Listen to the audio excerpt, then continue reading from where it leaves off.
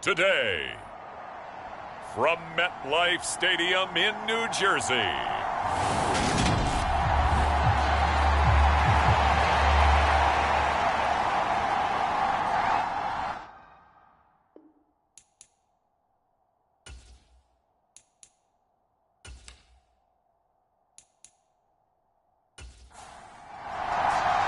the shadow's starting to get a bit longer. Week 10 of the NFL season is here, and we're underway on EA Sports. And no run back here, so they'll bring it out to the 25. So here are the Giants ready to start their initial drive of the game. The former MVP in his 12th season leading them out. He's got more rushing touchdowns than any quarterback in NFL history. Cam Newton.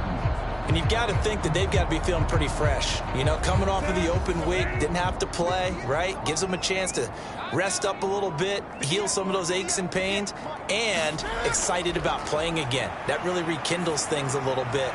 I want to see how they come out and establish themselves here early. And that bye week coming right where they want it, in the middle of the schedule. Line of scrimmage, the 37 on 1st and 10. A shotgun snap for Newton.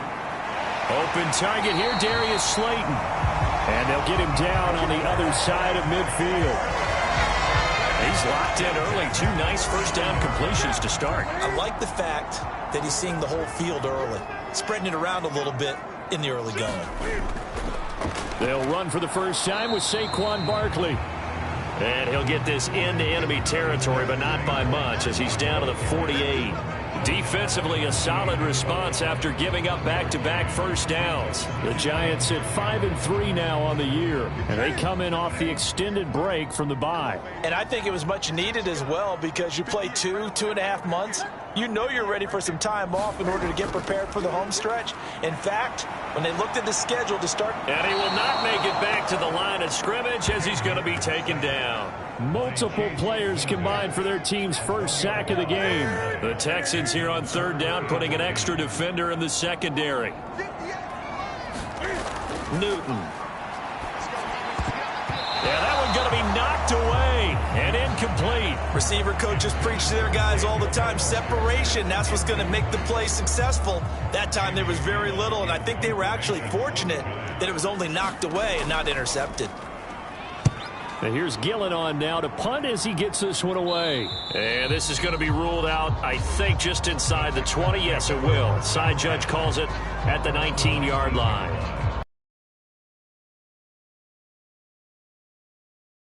Will be led out by the youngster, the rookie, their QB. I think his task in this game is really simple. Eliminate the turnovers. He threw 2 interceptions last week. I can't believe I led with that because he had 3 touchdown passes. Right. So there's a lot of good that he did, but he's got to take care of the ball better. The ball has to go to guys wearing the jerseys that they're wearing this week, not the opposition.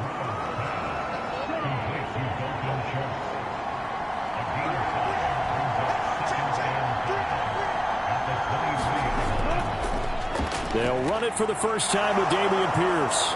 And they're able to get this one across the 35. 15 yards, the Texans pick up the first down. And that's a run that'll energize an offensive line. They'll take that one all day long. Fundamental breakdown by the defense. You've got to be able to make plays on the edge.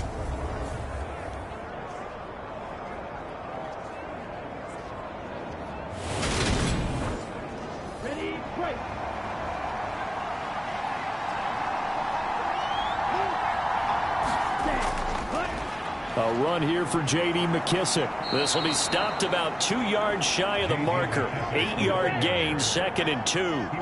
8 yards the gain on that last run. Here's 2nd and a couple.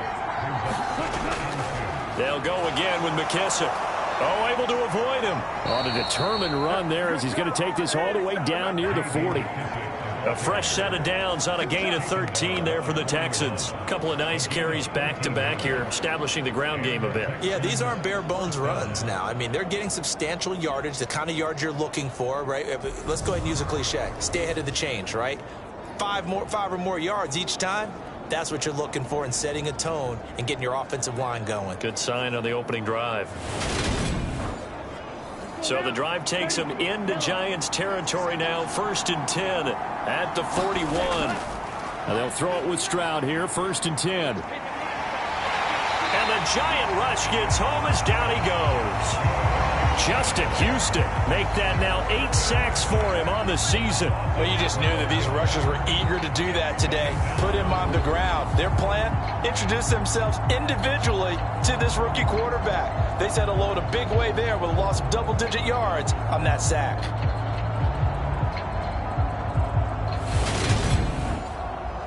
That huge loss on the sack makes this job much more difficult. It's now 2nd down and 22 yards to go. On 2nd down, here's Pierce.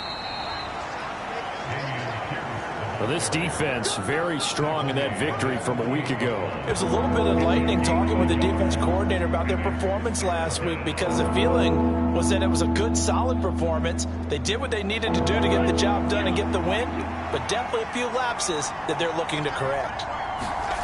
Now on 3rd and long, they'll look to throw. A throw to the flat here from McKissick. And he'll be tackled on the other side of midfield at the 46-yard line. We can make this one pretty simple. Locked up all of his progressions downfield, forced to get it to his running back. But how about the way they ran to the football and knocked him down to force a 4th down?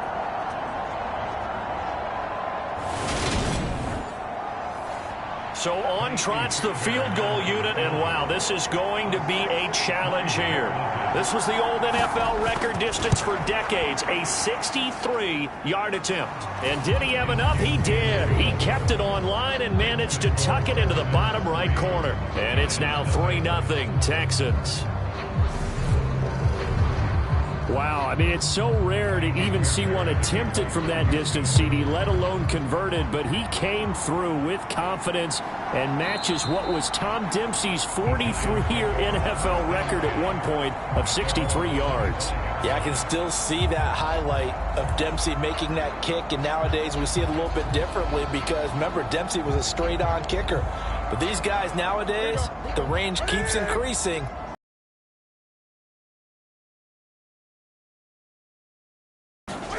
On 1st and 10, Newton got a man open. It's Darren Waller. He'll be dropped after a gain of about 6 across the 30 to the 31. They'll come up now 2nd and 4 from the 31. Now a toss right to Barkley.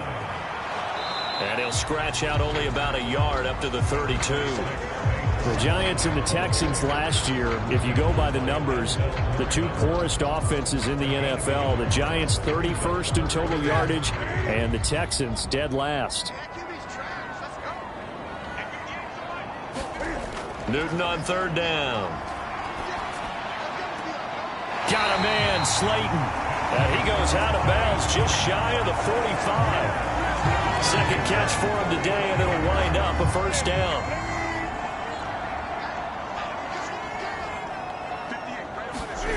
Here's Newton. Got his man complete over the middle. That's Shepard. And he'll be tackled on the other side of midfield at the 46-yard line.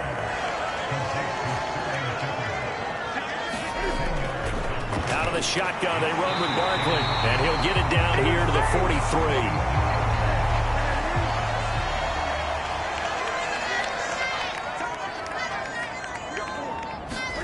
On 1st down, it's Newton. It's hauled in by Shepard. And they're going to get this down near the 35-yard line.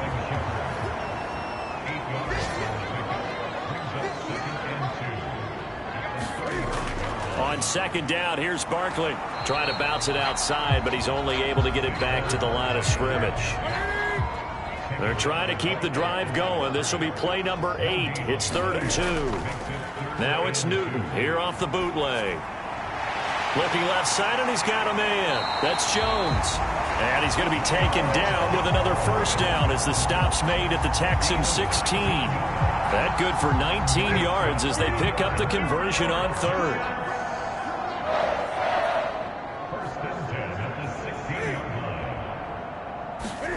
There's going to be a jet sweep. Newton bats it forward. And he's going to be brought down on what will be the final play of this 1st quarter. 3-0 after 1 on EA Sports.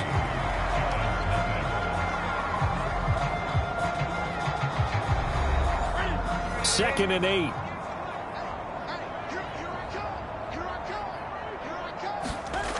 Now Newton.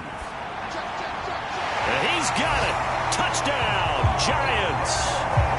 Darren Waller, his third touchdown now on the year. And the Giants have taken the lead. And he is a reliable target. They like to get him involved. They got him involved there for the score. And they should. He's a very good player. Remember, they can use him in certain positions, so many different spots, and he usually comes through for them.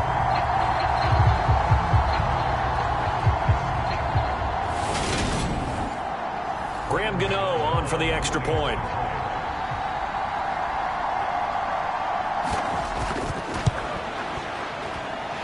And this is up and good to make it 7-3.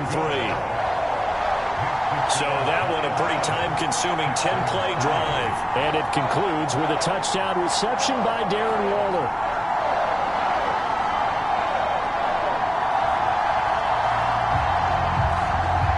Gano now following the touchdown here to kick it away. And this will not be returnable. It's out of the back of the end zone for a touchback. Well, the midterm elections are now concluded, and I think we can all breathe a sigh of relief for that. But now it's time for midterm football. We've moved past the unofficial halfway point of the season, and we got a couple of good matchups in the night games here in Week 10. Tonight it's North versus South in California, the Chargers and Niners from Santa Clara. And then tomorrow, Monday night, it's both Charles's birthday, happy early birthday, buddy, and the first primetime appearance for the Commanders as they travel up to Philly to take on the Eagles. A lot going on. Pass incomplete, but the flag in the backfield, and this might be a roughing call.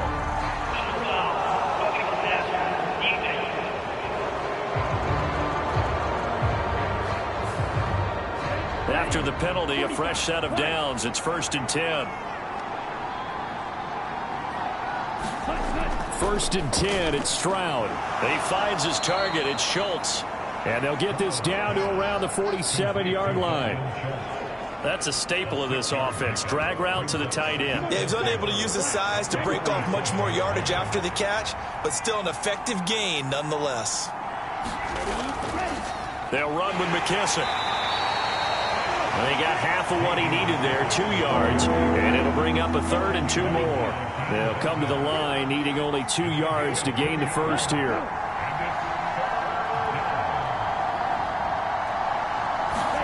Stroud now on 3rd and 2. Firing quickly here, and that's complete. And he is going to have a Texans first down as they're able to get the 3rd down conversion. Got to say, I was a little surprised to see him, Charles, come out in the shotgun on 3rd and less than a yard. Yeah, but the way the NFL is nowadays, we hardly ever see anyone really run for it on short yardage. So they're going to throw the football more times than not. That was a nice, easy rhythm throw right there, and they pick up the first down. So from the 36 now, 1st and 10. Stroud now on 1st and 10. He'll get this into the hands of Nico Collins. And he'll be taken down at about the 22-yard line. They had to settle for 3 last drive, hoping this second go-around ends in 6. In good position, 1st and 10. Quick hitter here, it's complete. And he's going to be brought down at about the 16.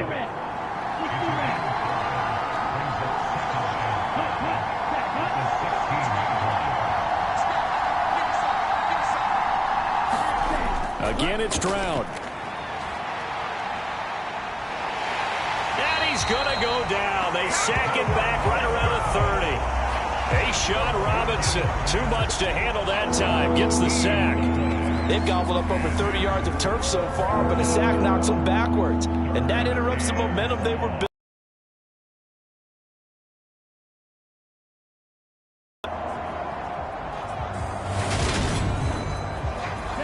A long way to go here on 3rd down for the 8th play of the drive.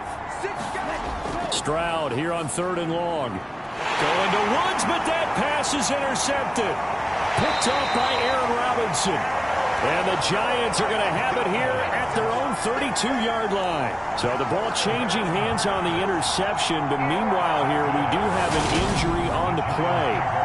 We'll get an update when we return to MetLife Stadium. The Giants offense at the line, ready to begin their next drive. And they were winners the last time they took the field, which was 2 weeks ago. They had the open week last week, so this is a squad that should be really refreshed and ready to roll. I would agree, because when you get that open week after a victory, it does wonders for everyone. Obviously, your body, get a chance to heal up, but your mind as well. You feel good about winning, so now you can get away from it for a few days, put down the playbook, turn off the film. Just be you. Enjoy that time away, and then you come back ready to go. And he can only manage to get a couple. 2nd and 8 coming up. Again, it's Barkley. And he'll be taken down just shy of midfield after a gain of about 4. This offense so far on 3rd down, they've been okay. 2 for 3 thus far. This will be 3rd and 5. Able to find Waller. That's complete. And he will have a Giants first down by about a yard as they find a way to convert there on 3rd down and 5. And the tight end is certainly a position built to move the chains because they can control space underneath. If they've got good hands, then, of course, they're a dynamic target. But one other thing is they're right in the sight lines of a quarterback on just about every play. And that makes it easier for the quarterback to pick him out and deliver. Now a first down throw for Newton. And this is Shepard on the catch. And the tackle going to be made at the 38. 2nd down and 3.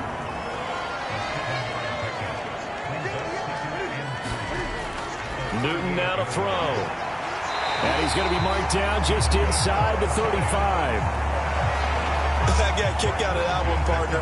You and I talk often about trying to hide receivers in certain situations, but a guy of his size can't really hide him. But the tight end drag route, definitely an effective way to sneak him across the formation for an easy completion and a first down.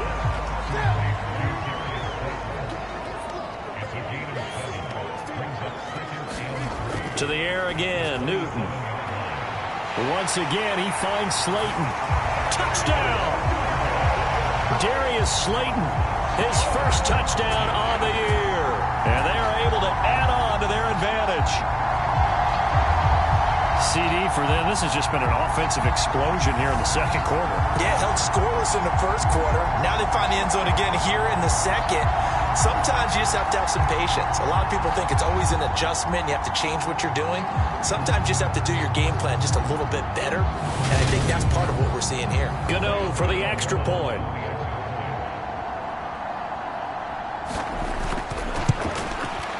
And this one's right through to make it a 14-3 ball game. So that drive goes 8 plays. And it was polished off by a Giants touchdown. Gano now following the touchdown here to kick it away. And this will be a touchback as that sails over the end line. Out comes the Houston offense as they get set to take over here. 4-4 their record through 8 games on the season. Would you say that this team has overperformed, underperformed, or are they kind of right where you thought that they would be? Do you mind if I say yes, yes, and yes? Because ultimately to me, 4-4 is about where they should be, because we've seen weeks where they've been really, really good. They've looked terrific. Other weeks where we wondered just how good is this team. They want to be consistent in their play, not consistently inconsistent, which is what they've been thus far. Yeah, another negative play in an early down situation. This one to start the drive. You're putting a lot of pressure on your quarterback to bail you out when you're in 2nd and long yardage. After the loss to start out, here's 2nd and 11. We've got a 14-3 ball game with 2 minutes left in the opening half. Ball at the 24 and a 2nd and 11. And now the first throw for the backup quarterback. Going to throw right side here, complete. And they'll get it all the way up about 5 yards shy of midfield. Mills on first down. He'll go underneath with this one to McKissick. And they're going to get this to about the 44-yard line. First down now, but that clock rolling. A first down throw for Mills. Then he'll find his target, Woods. It's complete. And the tackle going to be made at the 38. Certainly worth noting he's now 1 catch away from 600. He's at 599 in his career.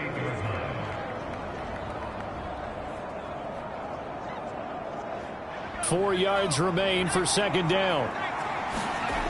Mills. All right, rifles one, and that's going to be intercepted. And the Giants are going to take possession of the football. So that now 2 consecutive drives that have ended in interceptions. You wonder if he's trying to do a little too much out there. Oh, I like where you're going with that maybe he's pressing it a little bit, trying to be too fine with his throws, or maybe overestimating his arm. It could be a combination of all of those things. In any event, he's got to get it figured out and in a hurry. The Giants now going to take over late in this first half. And now they start in plus territory following that turnover, as they'll try to get some points here before halftime.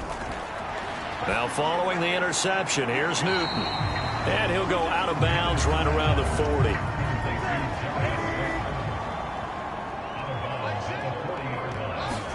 To throw again on second down, Newton. Cam wisely hitting the deck at the end as he slides and has the first as well. Now a timeout called for by the offense as they get the stoppage with just under 50 seconds remaining in half number 1.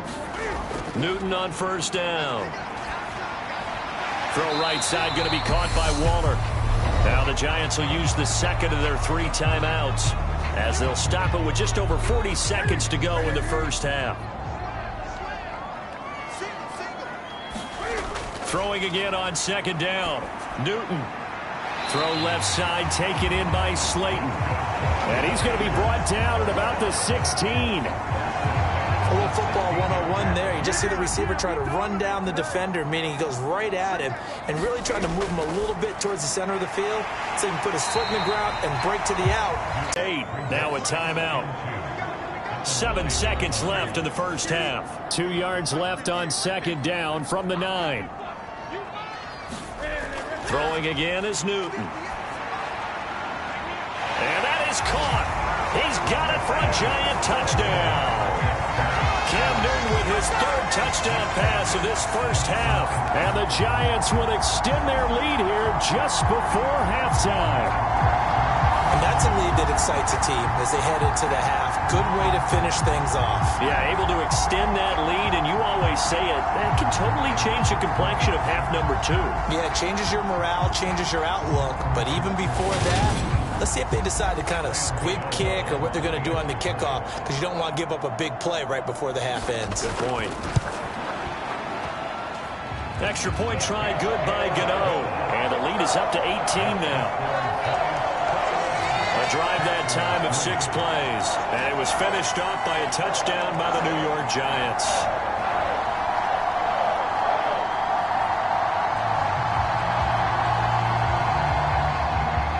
So with 3 seconds remaining in the half, they will line up to kick this one away. And that'll carry over the back line of the end zone for a touchback. No reason to do anything foolish as they'll snap it one more time on first down. He'll take the knee, and the final couple seconds will tick by in this first half. So we reach halftime in what's been a fairly one-sided game so far. As we'll get you down the coast to Orlando for Jonathan Coachman at our EA Sports Halftime Report. Coach. All right, Brandon, thank you very much. More from you two in a minute, but first, let's take a spin around the NFL and see what's going on here in week number 10. We begin with something never said before in NFL history. Let's start out in Germany. That's right, Munich, the site for the early tilt between Seattle and Tampa Bay. And it's the Buccaneers who are out in front with that game closing in on halftime. Mike Evans, a touchdown reception. From there, we head down to Tennessee to check on the Titans at home in Nashville. And they trail the visiting Denver Broncos in that one. 2 touchdown passes there for Russell Wilson. Lastly, let's get to the Windy City. See what's happening with the Bears at home at Soldier Field. And they trail the visiting Lions in that one. Jamison Williams, a touchdown reception. In our game, it was Cam Newton who led the way in that first half. His 3 touchdown passes have his guys out in front as we hand things back over to Brandon Godden and Charles Davis. Okay, Coach, thanks as always to you and the gang in Orlando as we welcome everyone back in for quarter number 3. And this will be a touchback as Grant opts not to return it. And the Texans getting ready to go here to begin the third quarter. And you have to think, Charles, down 3 scores already. They need to play an almost perfect second half to have a solid chance. And that absolutely starts with finding some way to put together a touchdown drive here. They need to be smart, fast, efficient, get the ball into the end zone, and do it again multiple times in order to have a chance to win this game. In for the sack, Deion Jones. A rookie QB struggling, gets thrown down to the ground there. But, you know, maybe this game, it's not over yet, but maybe this game can be a learning experience for him. So many different things that he has to pick up on. When to go ahead and flush from the pocket and run. When to get rid of the football, not take the sack. When to just go ahead and go down early and make sure you don't fumble the football. So many things that he has to learn. This game starts the process. To Pierce, they set up the screen. And he's going to be taken down. Plus, there's a penalty flag in the backfield. They may get 15 more on top of this.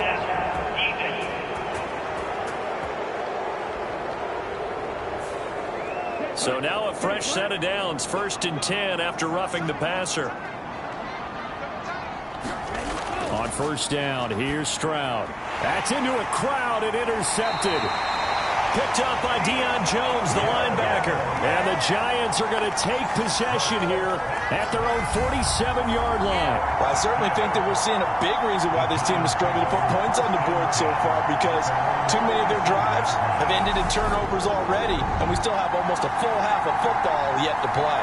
Here's the Giants offense now getting set to start the third quarter.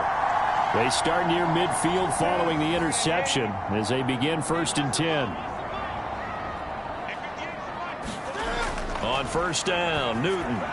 Over the middle, complete. It's Shepard. And he'll be brought down just shy of the 40.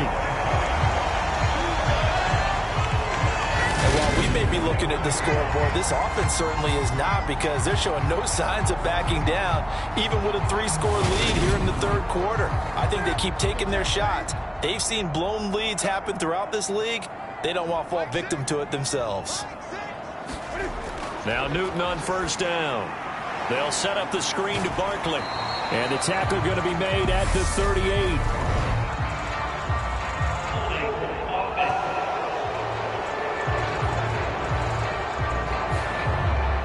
So apparently some grabbing there in the middle of the O-line. I've often wondered why that doesn't happen more often for guys that play center.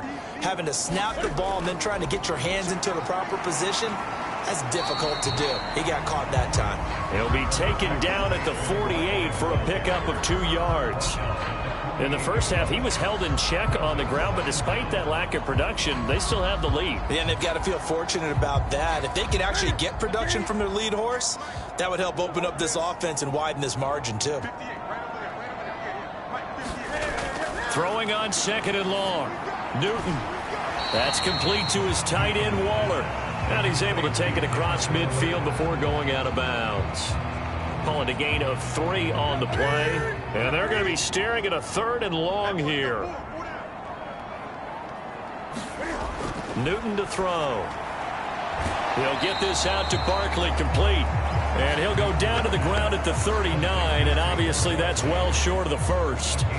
They do get 7 out of that, but not enough to prevent a 4th down. How about that strategy there, Brandon? 3rd down. They just said, we've got faith in our tacklers. We'll give you the short stuff, and just decided to protect the sticks.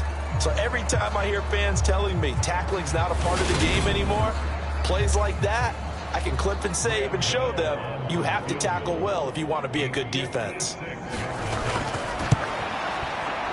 And his kick is good. He got every bit of that one as it's good from 56 yards out. And the lead up to 3 touchdowns now. It's 24-3.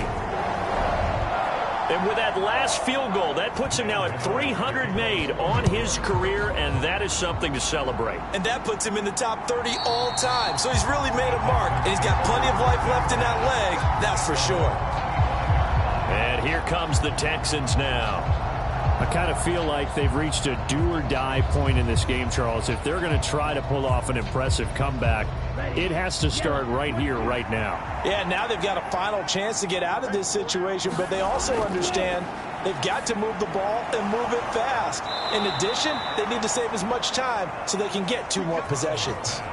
11 yards for number 11. But one of the ways the quarterbacks keep all the receivers alive in a play, never lock in on any one guy. Make sure you keep your eyes moving, scan the field. And here he finds the open guy for a nice pickup. Here's a throw to his running back. It's complete. So the completion good for 7 there. And it'll be second down.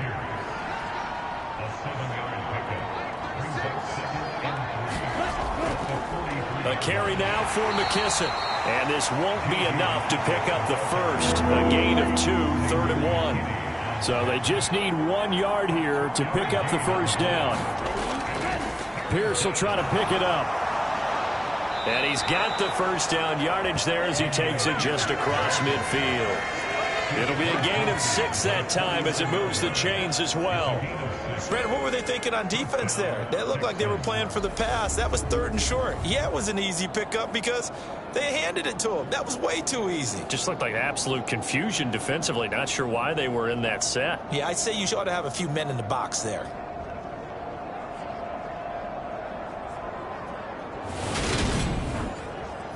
Still in search of their first touchdown of the game, but they're on the move. 1st and 10. Here's McKissick. And he'll lose yardage here. Back at the 47. That play was all Bobby Okereke as he got there and dragged him down for the loss. This defense is just flat getting after it. They have not given up much of anything in the run game. Case in point right there.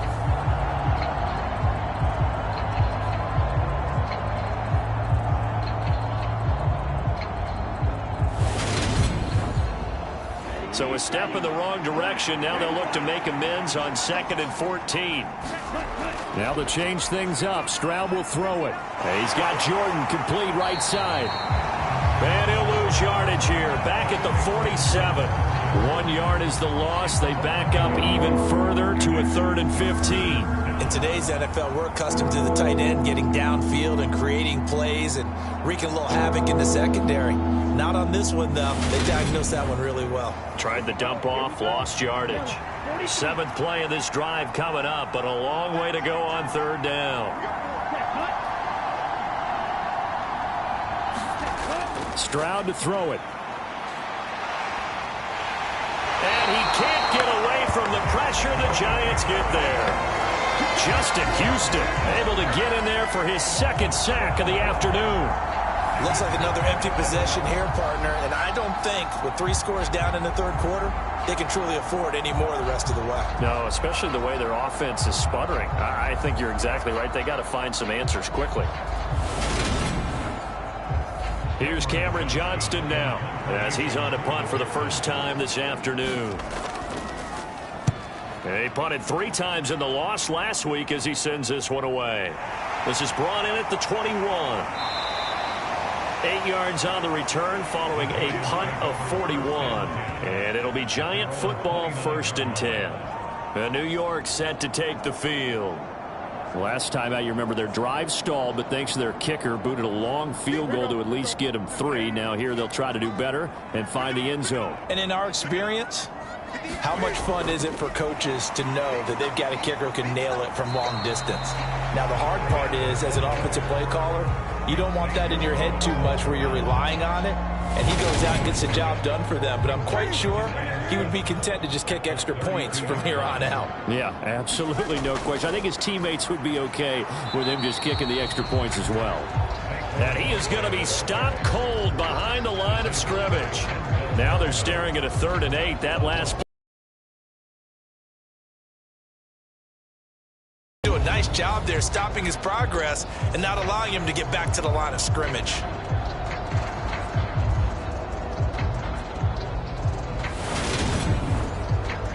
And the Texans have an extra defender in the secondary now on 3rd down.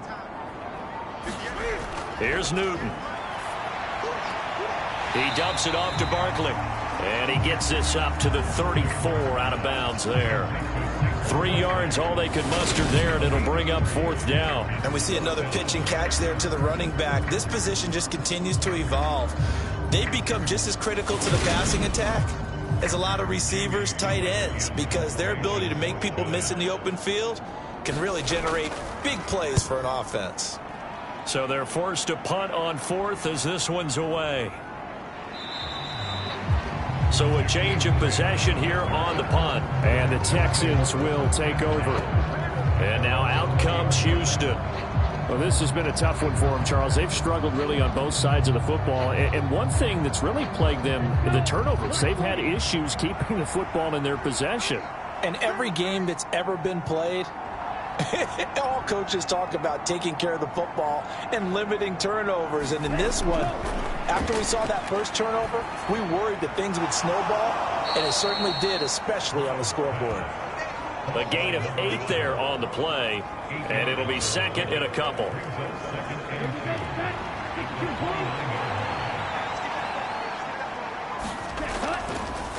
Give left side for Pierce. And they'll get it up just short of the 45 at the 44. 15 yards, the Texans pick up the first down. Sometimes it's hard to believe, but there are times this game is about patience, isn't it?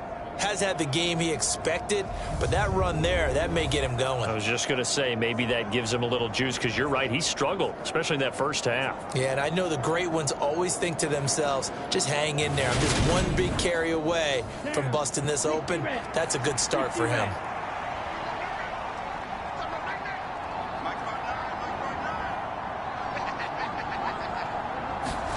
Stroud to the air on 1st and 10. He's going to hit his man out of the backfield, complete. And they're able to work this across midfield to the 48. Handoff right side to Pierce.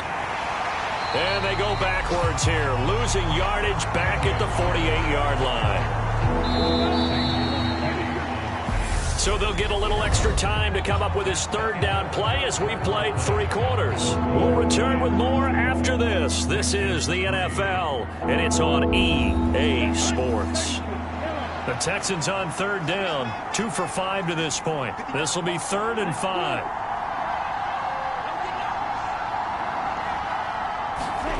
A shotgun snap to Stroud. And that will be incomplete. They lead big, and a major part of that has been how they've taken their play to a whole new level this second half. No points allowed since the break, and you can add another incompletion to the total number that they forced in this runaway contest. 4th down, 4th quarter. Here's Stroud. And he's going to be intercepted a 3rd time. And the Giants will have solid field position here as they take over at their 45-yard line. Well, it's not the first time we've seen him give one up here during his rookie season. And in this case, zone coverage forced the mistake. He's made some strides week to week in how he's handling the different type of coverages that he's seeing. But clearly, there's some growing still to do. Back on offense, New York gets set to take over. And after the interception, they are sitting in an even better spot with the ball and a comfortable 4th quarter lead. Good starting field position for them here as they come up 1st and 10 at the 45. They'll start out on the ground. It's Saquon Barkley. And he goes across midfield and down into Houston territory. The first down run got 5. Here's 2nd and 5. Here's the option. Running right. He'll get 2 on the keeper, but it becomes now a 3rd down. Coming up here looking for 3 yards to pick up the first.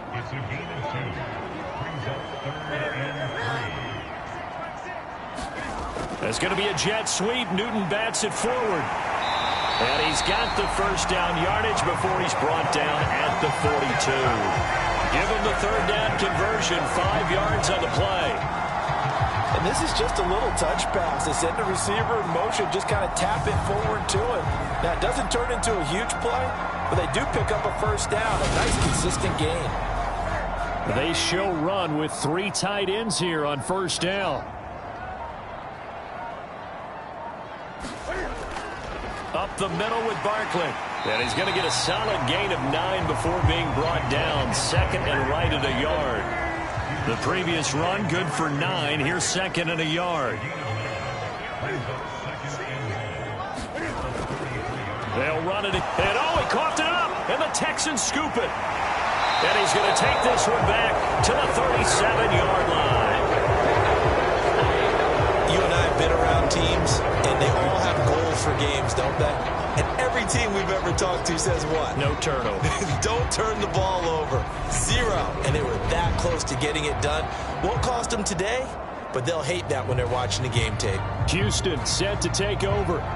Well, it's been a struggle so far for this offense, Charles. It's not only that they haven't been able to put the points up, but really stringing yards together has been a real issue for them in this one. I am so glad you brought up the yardage, because I was thinking to myself, we've seen a lot of NFL games, and we've seen our share of lopsided contests, but in almost all of them, both offenses have put up at least 200 yards in a game, but not in this one. This has been a display of offense that, frankly, I think the two of us have watched from behind our hands, trying to spread our fingers wide enough to actually see the result.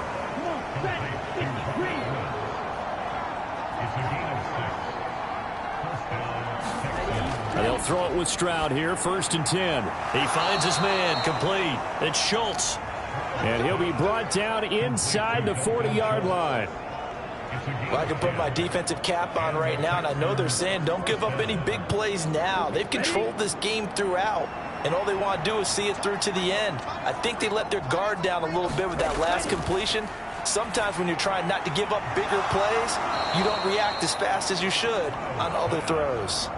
It'll go as a gain of 4, and that's going to bring up 2nd down. That's now 4 completions in a row. A good bounce back following the interception last drive. Certainly not letting it affect him, that's for sure. And we all know interceptions are going to happen. So the big trick, don't let it affect you going forward. Most of the good quarterbacks, they just tell the ball boy, get that one out of the rotation, give me a fresh ball, and let's go. He's got his offense moving again. And he wisely will throw that one away.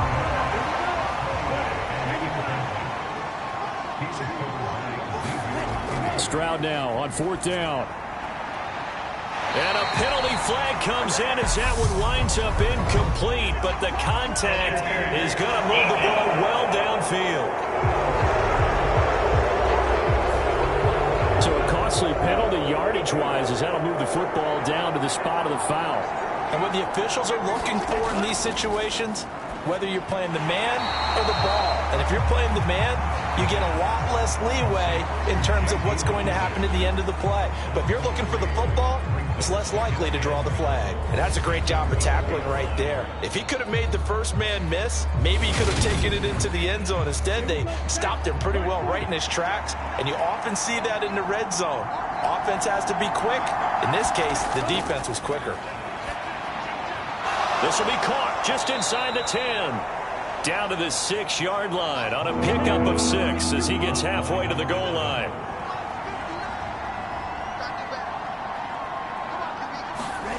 Third and goal, Stroud. And he's going to be dropped back at the 15-yard line. Justin Houston able to disrupt yet another pass play. That is his 3rd sack of the afternoon. And you hate to say it with a rookie quarterback. He's done some good things, but overall, looked a little bit overwhelmed back there, hasn't he? He certainly has. But in his defense, he hasn't had a lot of time to throw the football. You like the way I said that? In his defense. In his defense. I got it. You see what I did there? Yeah, he needs better protection, that's for sure.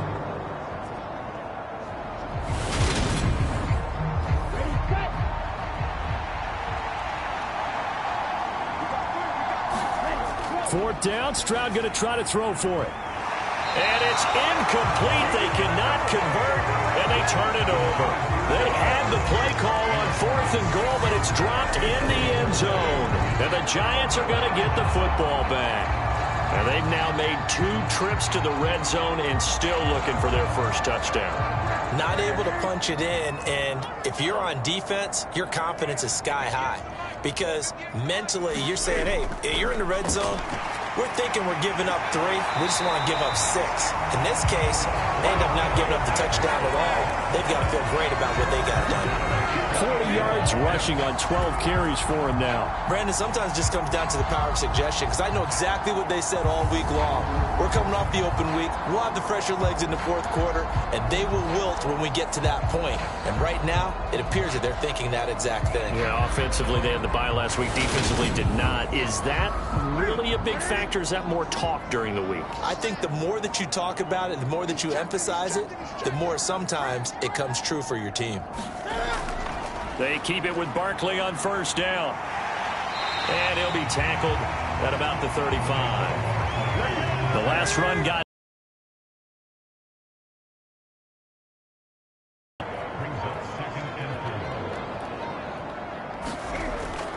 they'll go to Barkley again. And tackled down after a gain of 3. Leaves him with 1 yard to go on third down. A 3-yard pickup on 2nd and 4. Now they'll need to convert here on 3rd and a little more than a yard. So it's Giants football here as we welcome you back. They've got a 3rd down now as they look for one more first down to help salt this one away.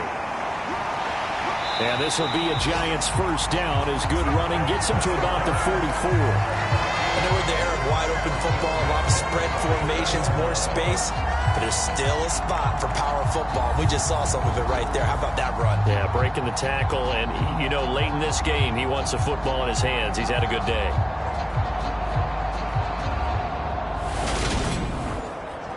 A pair of first downs gives him a 1st and 10 up at the 44.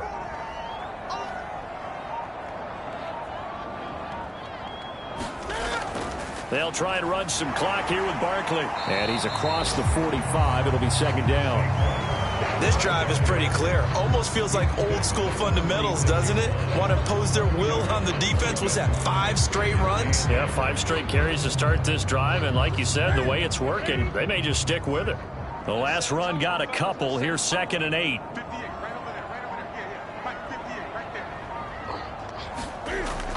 A handoff to Barkley on the option. He'll be taken down at the 48 for a pickup of 2 yards.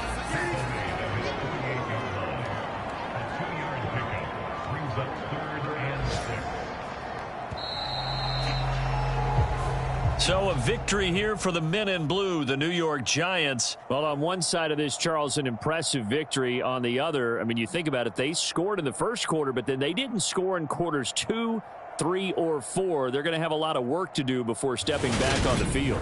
Yeah, it'll be an interesting tape to analyze, won't it? Because why did it work in the first quarter, but nothing in quarters 2, 3, and 4?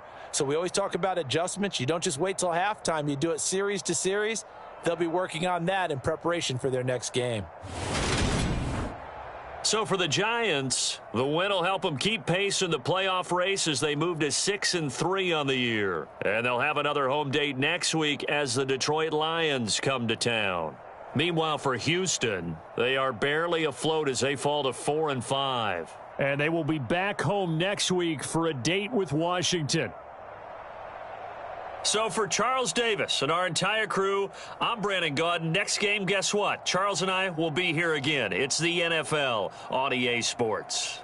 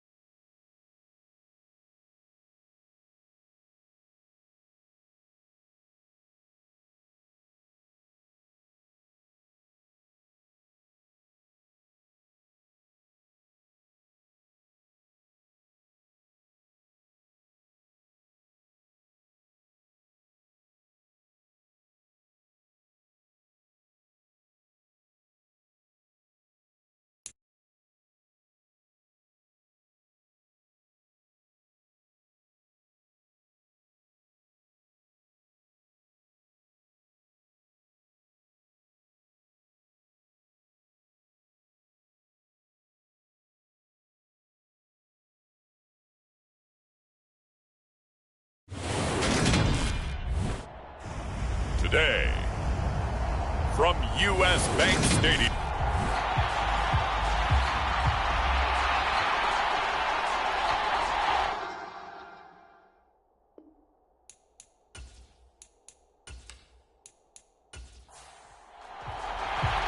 Two of the bigger disappointments in the first quarter of the season doing battle here as we get this one underway. Khalil Herbert to return it from his end zone. And that decision to bring it out ends up not being a good one. Cost him about 5 yards as he's tackled it to 20. Here come the Bears, and at the helm is someone that they have a lot of hopes for leading this franchise. The 11th pick in 2021 out of Ohio State, Justin Fields.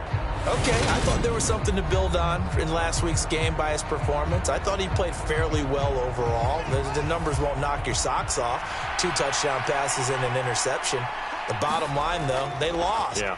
How does he eliminate that one interception, continue to take care of the ball, and maybe increase the number of times he puts the ball in the end zone with a receiver?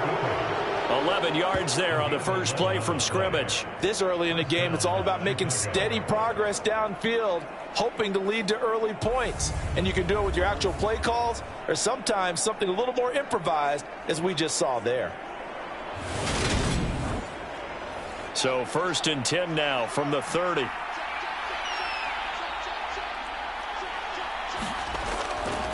First carry now for Kareem Hunt. And they're going to stop him right at the line of scrimmage. Just no cutback lane to be found whatsoever. 2nd and 10. Looking to throw on 2nd down, Fields. Oh, he dropped it. They were looking for him in the middle third. He couldn't catch it. Now 3rd down. No surprise at all. They're looking for the big man early in this one. The only surprise for them, he couldn't hang on to the pass. They had the incomplete pass on 2nd down. Now they need a big play here. 3rd and 10. Fields now to throw. And he will find the open man. It's DJ Moore. And he will have the Bears first down as they're able to get the 3rd down conversion. I don't care how many times we see it. I still get a kick out of watching quarterbacks and receivers do the pass tree in pregame warm-up. But I always remember that when we go to practices, we see that after practices as well. They really tune it up, don't they? They tune it up. They know why they do it for these situations. First down. And they build that trust, and that's why they're able to find him in this type of a situation. High throw, but he makes the catch. And they'll wind up getting this one all the way down inside the 20. It's a gain of 35. Brandon, we've both been around the game long enough that we know that in pregame, defenses are pretty amped up, aren't they? I mean, they're pounding lockers, and they can't wait to get out there. But when you hit them with some big pass plays early, it takes the starch right out of them.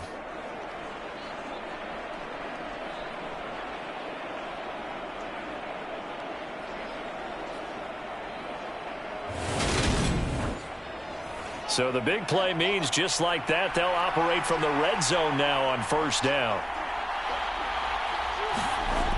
Again, Fields looks for the out route, and it's complete to Kmet. And the Bears are going to be set up with a 1st and goal as he's out of bounds at the 6-yard line. Now a toss running left, Hunt. And he's going to press this one forward as they stop him right around the 1. 5 yards, a good run there, and now 2nd and goal. That's a great run right there on 1st down. Didn't quite get into the end zone, but now you've set yourself up for at least 2, maybe 3 more shots from close range. Again, it's Hunt, but he will lose yardage here as they knock him back to the 3. A 2nd down play results in a loss of 2 yards. That's a really alert defense there because they saw the heavy look come in from the offense, countered it with extra linebackers who brought a little bit of speed and heft, and able to really make a big-time play for their defense. From back at the 3 now, this is 3rd and goal. Hunt will take it in. Touchdown, Bears.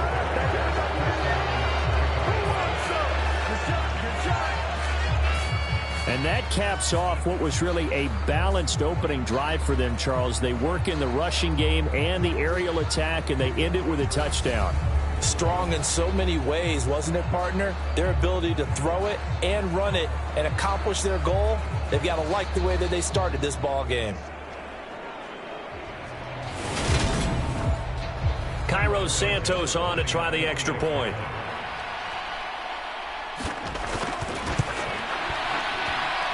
And he's got it to make it 7-0 in favor of the Bears. So that drive consumes 9 plays all told. And Kareem Hunt, the one to finish it off, as he did so with a touchdown run. Now after the touchdown, here's Santos to kick this one away. Taken at the goal line. And up to about the 26-yard line, just across the 25. The Vikings offense coming out for the first time, and in his 5th season leading this crew, coming off his 3rd career Pro Bowl nod, Kirk Cousins. Kirk Cousins is back for his 5th year. Get this, Fran Tarkenton in the late 1970s.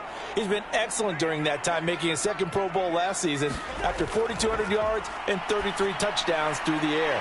The Vikings, though, still hovering right around 500 at the 8-win mark, hoping to see him lead a talented roster back to the postseason.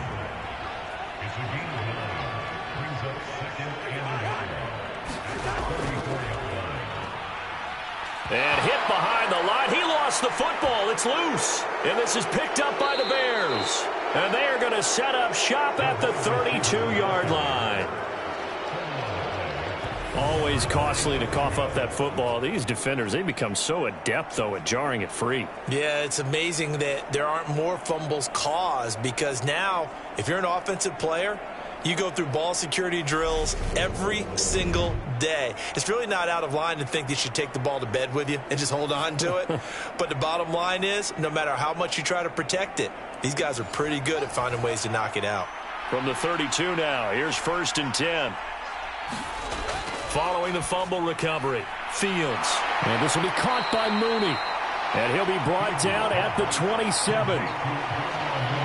Never make the mistake that the slot receivers, especially the little guys like we're watching here, are just quicker than fast. A lot of them combine quickness and speed, and they catch a lot of footballs, as we just saw there. From the 27, Fields.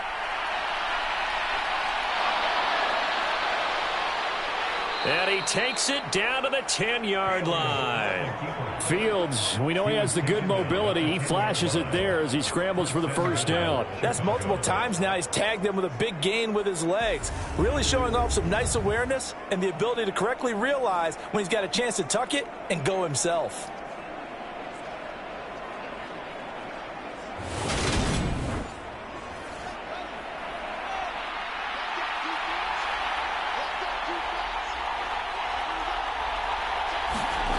Now a first down throw, Fields. Buying time to his, and he's going to have to eat this one as down he goes. Marcus Davenport, the first rounder out of UTSA, with a sack. The 1st and goal looked like things were set up nicely, and now all of a sudden on 2nd and goal, Charles, a big challenge ahead of them. And you have to know when you're this close to the goal line, things are going to happen faster, so you've got to get the ball out quick. Not going to have much time in the pocket before the defenders bring pressure. First down, a bit of a disaster, and now on 2nd and goal, back even further.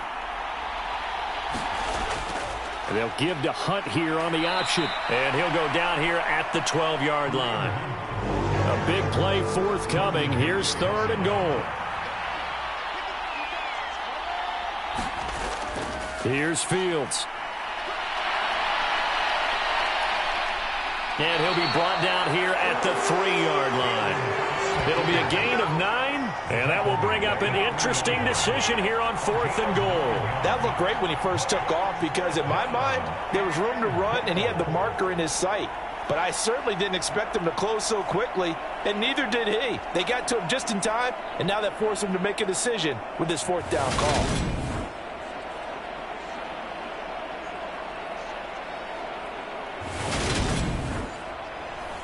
No, Fields is off, and on comes Cairo Santos for the Chicago field goal. From the left hash, he'll have to cut this at a tight angle.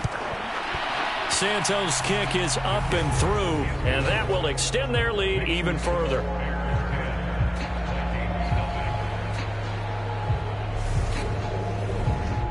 So the defense are able to force their first turnover of the game, and then they add on to that by getting the field goal. And you don't just want to take the ball away from your opponent, partner. You want to make them hurt as well. And if you don't score yourself on defense, turn it over to your offense and have them put points on the board. The Vikings taking the field here for their second drive of the game. They'll look to get something started. They need to, down 10-0 early, as they've got it 1st and 10.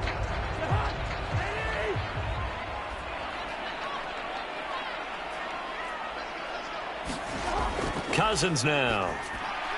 And complete right side to Cook. Only able to gain a couple there, and that'll bring up 2nd down. That's a good job there by the corner. We do talk about this a lot, that a lot of corners see their job as simply covering receivers. Tackling isn't everyone's thing. But in this case, he came up quickly and made a nice, sure tackle. Now the first carry for Dalvin Cook. And he'll get about 3 up past the 25. Some of the most unselfish players on any football team, defensive tackles, because we ask them to just eat up blocks and allow other people to make tackles. But when he can make a play himself, as we just saw there, that's a big day. They'll need 5 on this play to move the sticks. Throwing is Cousins. And that ball incomplete, nearly intercepted. Took a chance with that one. It'll lead to a 4th down. On 4th down, the punt team is on as this is sent away. A nice little juke. It's a 40-yard punt, 6 yards on the return, and the Bears take over. So here are the Bears to take over on offense. They are trying to snap that 3-game losing streak, on top so far with the football here, 1st and 10.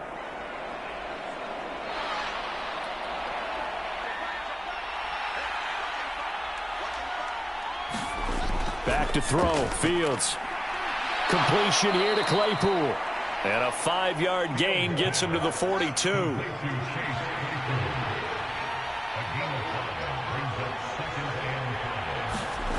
Looking to throw again on 2nd down. Fields. Looking middle, and that's complete. And they're going to get this to about the 44-yard line. And that's a more than acceptable read right there because it's zone coverage, so timing is everything. This time he waits for his man to come open, puts it right on him, and they pick up a 1st down. Fields on 1st down. He'll get this one underneath to Hunt. And they're going to get this to about the 44-yard line. 2nd and 9 from the 44. They'll give to Hunt here on the option. 5 yards. Now it's 3rd and 5.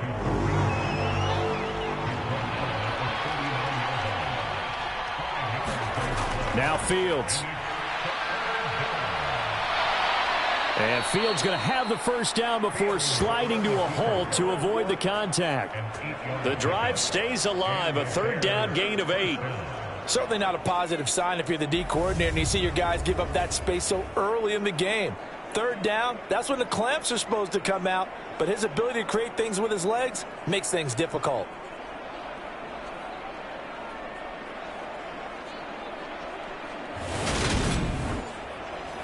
Line of scrimmage, the 31 now on 1st and 10. Here's Fields. And he can't get rid of it. He's taken down. Give that sack to Harrison Phillips, the big man. And this is a quarterback who's already had success on the ground in this 1st half, but this time they're able to hem him in. And it's always different when you rush a mobile quarterback as opposed to a guy you know will be right back in the pocket. In this case, you got to make sure the inside pressure and the outside pressure match, and maybe even a 2nd wave to make sure if he squirts free, you've got someone to tackle him. So 2nd and long, and got to be careful not to fall out of field goal range. And they'll give to Hunt here on the option. And he'll go down here right around the 23-yard line. They're trying to keep the drive going. This will be play number 8. It's 3rd and 2. And they'll try and run the option to pick it up. And he will have the first before he's brought down right on the chalk of the 20.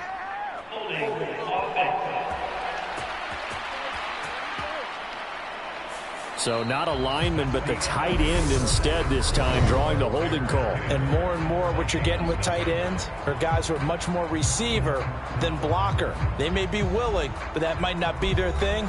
Oftentimes, they'll be the ones getting the penalties. The Bears on 3rd down. They've been good, 3 for 4 thus far. This is 3rd and 9. Now it's Fields. They'll get this complete to the Notre Dame man, Equinemius St. Brown. That's good. The completion there for 7 yards. And it'll be 4th down. So much about offense is what you call hidden yardage. You know, you throw the ball to someone, they catch it, and then they can make a big play. You know, they create a play, run after catch. They did a really nice job there of limiting that and keeping him from a first down. Yeah, stopped him in his tracks.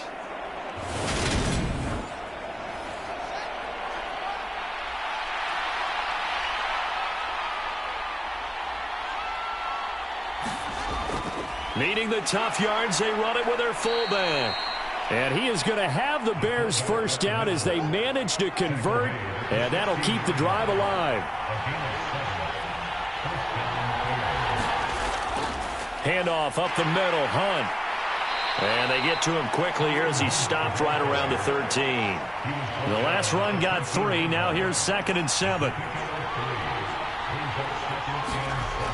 Fields. And he'll just get rid of it. I see the surprise in your face there, partner. That is a rare incompletion from him. He's been on point this entire game. He has percentage completion-wise way up. Not that time. Throwing on 3rd down, Fields. The throw for Claypool is intercepted. Picked off by a Caleb Evans. And the Vikings are going to take possession here at their own 33. Absolutely a golden opportunity missed there to add to their lead and really cap off an impressive drive because they've got the advantage and plenty of time to add to it. But on the flip side, plenty of time for an opposing comeback as well. So when you have the chance to distance yourself and not ditch so early, partner, you know you don't want to let it slip away. Well, coming up in prime time here in Week 5, a couple of division rivalries on the docket, beginning tonight in the AFC North with the Bengals and Ravens from Baltimore at 8:20 Eastern. Then tomorrow, Monday Night Football, Raiders and Chiefs from Arrowhead in the AFC West. And they get him down, but not before he takes it across the 40-yard line.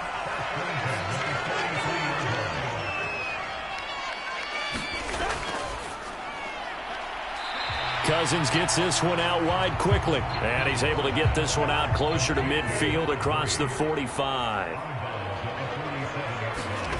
To throw on 2nd and 6. Cousins got his man complete over the middle. That's Cook. And they're able to work this across midfield to the 48.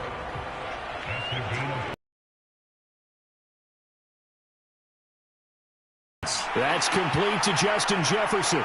And he'll go down, but not before getting this inside the 30. And forget the run on 3rd and 1. They shock the D and rip off a pretty big play. Yeah, these are the types of plays they're going to need to hit on if they're going to get back into this game. It hasn't been the greatest of first halves, but this is a nice throw here on 3rd down, and they keep the drive going.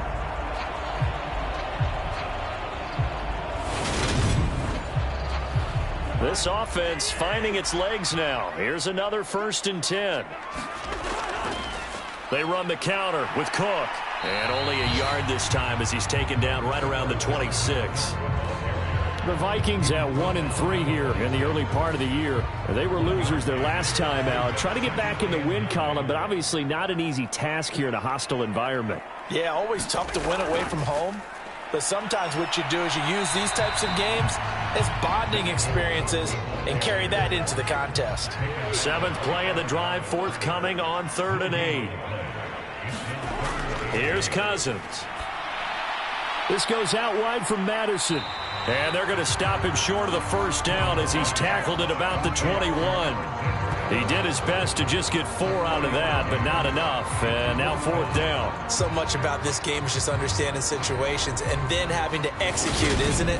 Guard the first down sticks. Don't let them get there. And they rallied and made the tackle.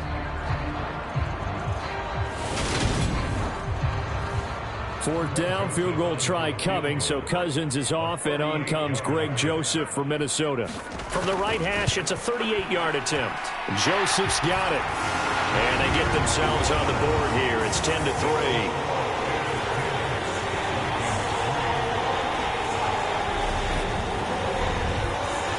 So, Charles, they get to them with their first turnover of the game and then make it hurt a little bit extra with a field goal. And anytime you give the ball up, what's the first thing a coach tells his defense?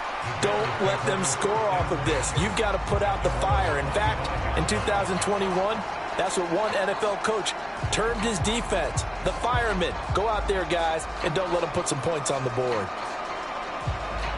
Fields and the Bears now with a 1st and 10. At their 25-yard line.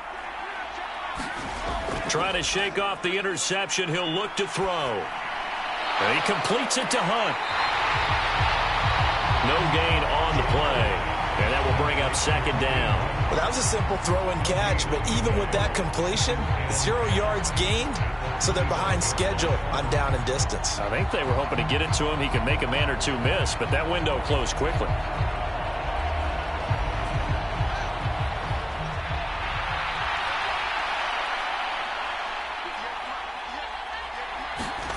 To throw again on 2nd down. Fields. And Fields going to have the first down before sliding to a halt to avoid the contact. It's a 10-yard pickup, and that's enough to move the chains. No shortage of impressive moments from him thus far. Now he's halfway to the century mark, and we're still in the first half. There's been no answer for his running ability so far by the defense. I can't wait to see what adjustments they'll have to make during the halftime break.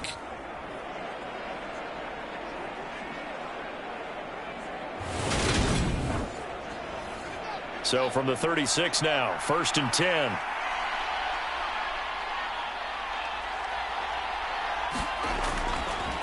Fields going to keep it once more. And he will lose yardage back to the 34-yard line. Marcus Davenport brought him down, the UTSA product. Considering they've seen him have some big gains against him throughout this game, that's got to feel like a measure of revenge as they trap him behind the line of scrimmage for a loss.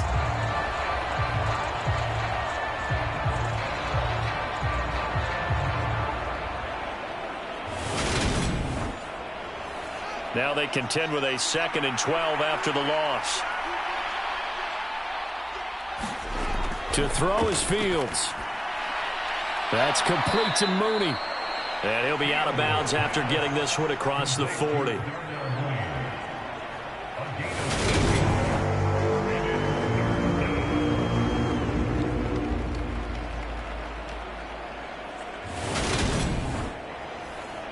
An extra defender in the secondary for the Vikings here on 3rd down.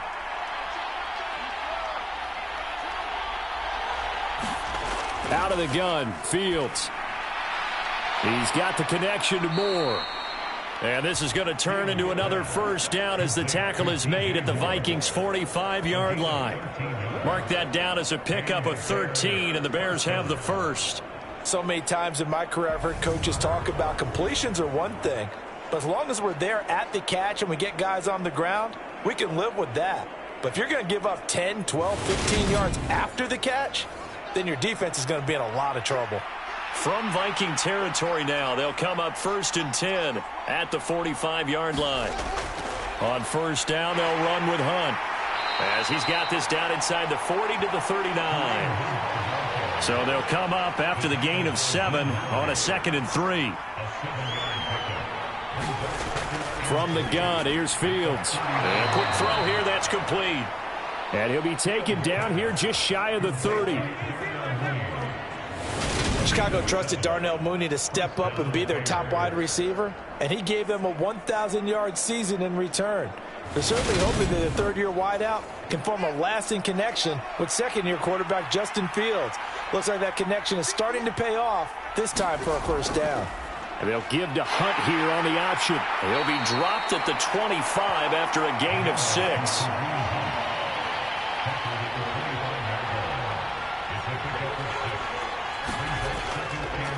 Now an option play on second down. And he'll be brought down at the 21, just shy of the 20 in the red zone.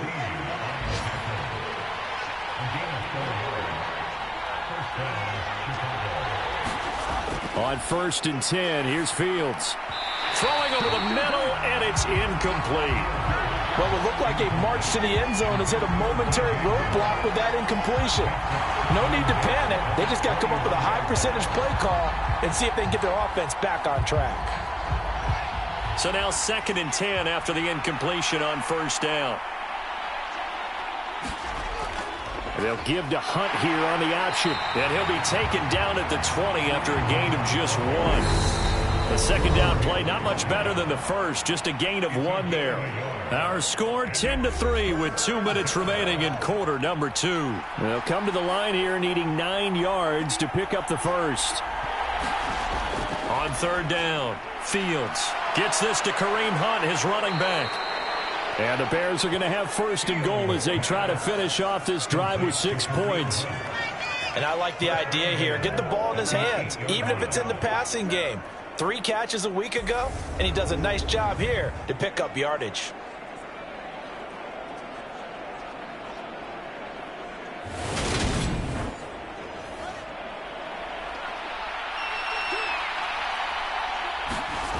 Out of the gun, they'll look to throw. And he's got it. Touchdown, Bears. Kareem Hunt. He scored on the ground and through the air. And the Bears go up by 2 touchdowns. Well, he is putting in a great all-around game, Charles. He already ran one in for a score, and now they utilize him in the passing game. And they put a lot of pressure on a defensive coordinator and a defense, don't they? Because they're used to him as a runner. But he turns out he's just as dangerous as some of those receivers, and he showed it right there. You don't pay enough attention to him defensively, he makes you pay. Santos able to tack on the extra point, and the lead is now 17-3. So that drive spans 13 plays, and it culminates in a touchdown for Chicago. Now after the touchdown, here's Santos to kick this one away. Taking it about the 1. And a decent return out to the 27-yard line.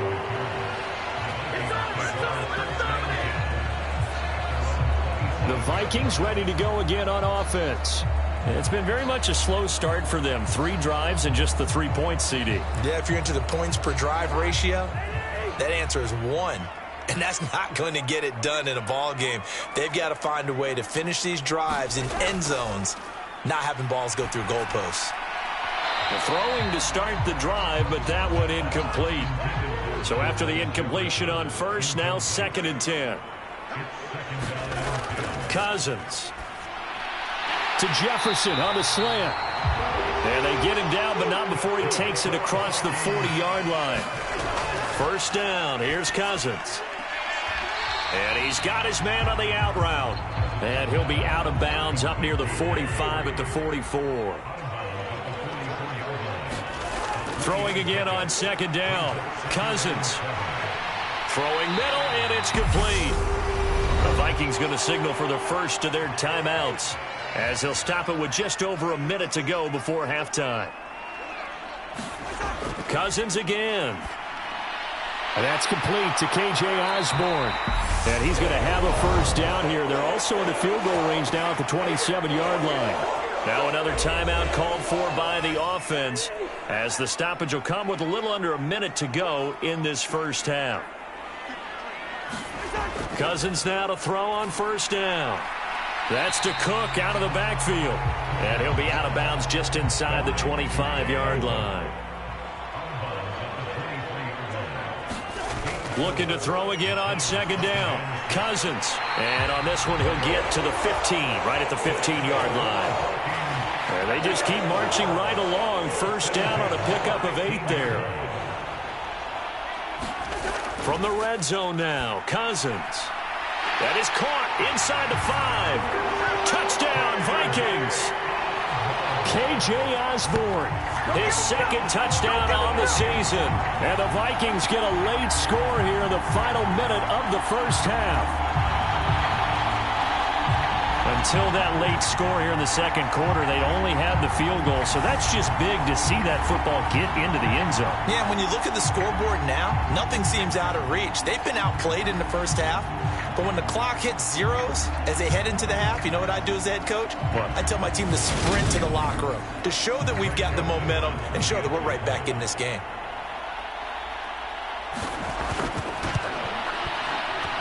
Joseph connects on the extra point. And that slices the lead down to 17-10. So that drive in total 8 plays. And it all culminates in a touchdown for Minnesota.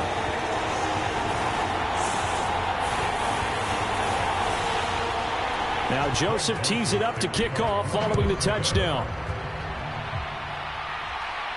Fielded just outside the goal line. And he'll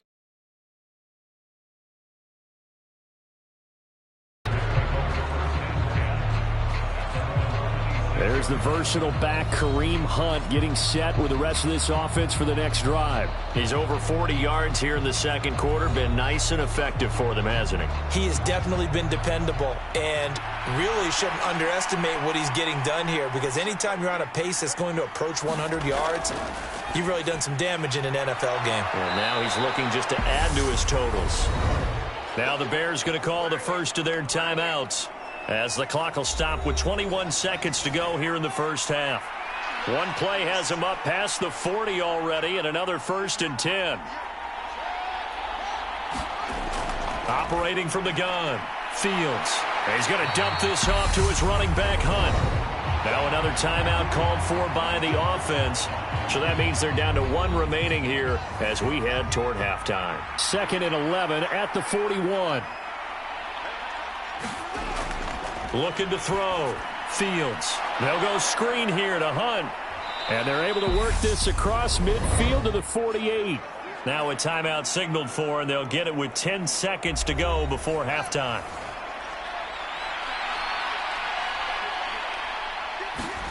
Fields throwing again. Flush to his right.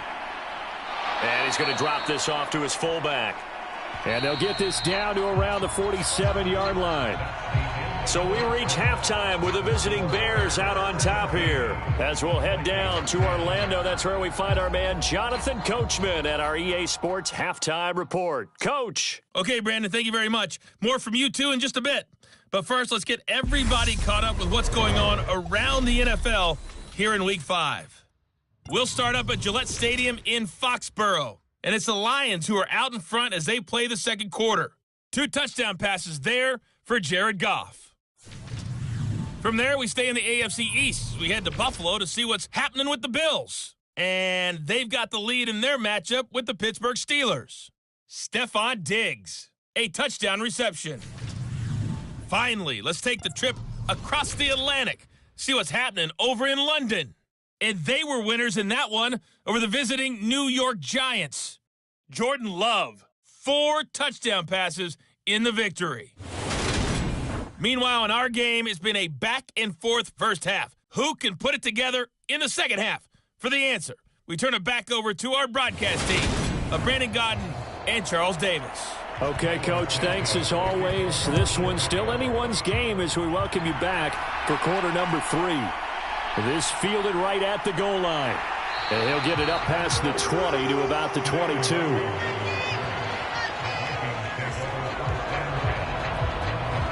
Out come the Vikings. They'll have it first on offense as we begin the third. And they do trail, but they have a chance to possess the football first to try and do something about it. And that certainly makes it something of an important drive for them, because is it going to win the game? No, but you have to do something to bring some life to your sideline. The first play of the drive there is incomplete. An incomplete pass on first down. That leads to a 2nd and 10. Cousins gives way to Cook. They get 6. That'll leave them with 3rd and 4. In search of 4 yards here to pick up the first down. Now Cousins. And he will find his man on the outside. And he will have a Vikings first down as they're able to get the third down conversion. Would it be safe to say that as precise as routes are supposed to be run in the NFL, maybe they're not quite as precise in college ball? That's accurate, yeah. And I think we saw a college route in the NFL there. Just find the soft spot, find the dead zone, and find the first down. And that's what he just did. So here's a 1st and 10 at the 38. Cook up the gut. And he'll maneuver his way forward for about 4. 2nd and 6. They'll come out in a 4-receiver look. 3 men to the right side on 2nd and 6. Eluding the pressure right. And he can't find a receiver, and he's brought down. The defense rising to the challenge and setting him back on the sack. Okay, I'm not sure you could actually draw up a better pass rush than that one right there. Nowhere to go outside. He had to keep backing up and backing up and backing up. Eventually dropped for a huge loss. So now after the sack, Cousins and the Vikings come up here 3rd and long. Now back to throw. Under pressure, they got him again. Sacked there by Jadeveon Clowney. Now that was a passer's nightmare. The front door totally shut down by the defense, so he kept going backwards, hoping to find another avenue of escape. It didn't exist.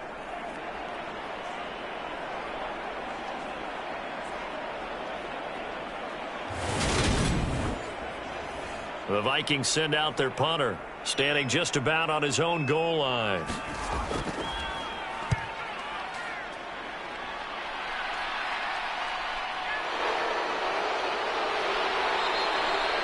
A 46-yard boot, but just 36 following a pretty decent return of 10 yards. And they will take over 1st and 10.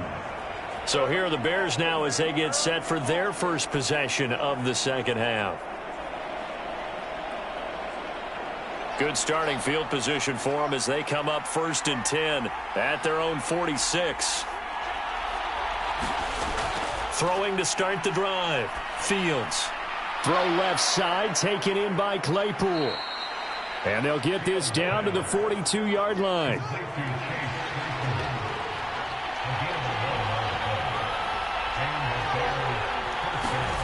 On 1st down, it's Fields.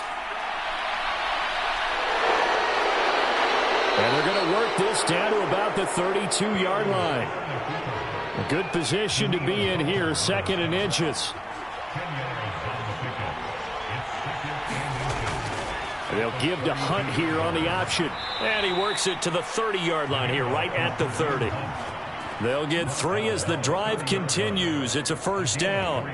2nd and inches is oftentimes an invitation for an offense coordinator to take a big shot downfield because he feels like he can come back on 3rd down and pick up the 1st down. But sometimes you just don't want to break tendency. Stay with what you are, stay with who you know, and go get the 1st down. That's exactly what they did. On 1st down, Fields. And he can't find anywhere to go with it, and he goes down. A loss of 4 that time on the sack, and it brings up 2nd. And you get the feeling, Charles, yeah, he's got the 2 sacks now, but he may get more here. We've still got a quarter and then some to go. And the way that he is playing this game, it reminds me of one of the best golfers in the world who can use every club in the bag and make a great shot. That's what he's doing with his pass rush moves right now, showing a little bit of everything. They have no way of stopping him. After the sack on 1st down, Fields. and he's left with no option here but to throw it away. The pressure really ratcheting up. They get the sack on 1st down, then a near sack. They got to him there just as it was leaving his hand. Yeah, they might need to change their pass protection scheme a little bit. Maybe bring another guy into the backfield to help protect the quarterback, because that was awfully close. And he's going to have to eat this one as down he goes. Daniil Hunter in there to drop him for his 11th sack of the year. This is a little hard for me to compute because I'm watching sack after sack happen, but somehow they're still behind in the game. I would expect all of this defensive pressure to translate to them taking a lead, and thus far, it hasn't happened. Time's winding down. They don't want to waste this type of performance from these ace pass rushers. So now they're going to send out the field goal unit to, as they say, fire away from long distance. This from 54 yards away. And this one is no good. He missed it. And this will remain a one-touchdown game.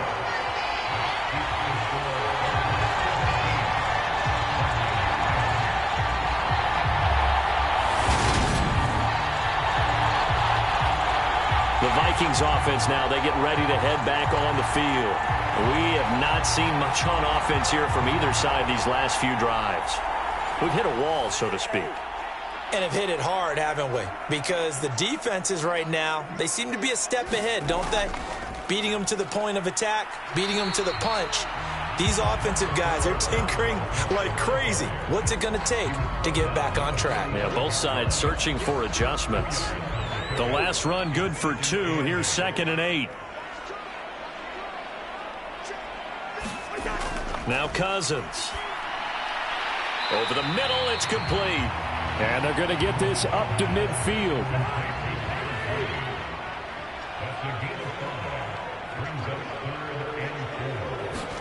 Cousins now from the 50. Got an open man finding Jefferson. And he will have a Vikings first down as they're able to get the 3rd down conversion. He's such a good route runner. Shows it there on 3rd down. Very proficient and a good pass. And you know what I've observed over the years in the NFL? The better a route runner you are, the more confidence your guy's going to have in you to go to you in important times because he can trust you being in the right spot, and they connected there and picked up a first down.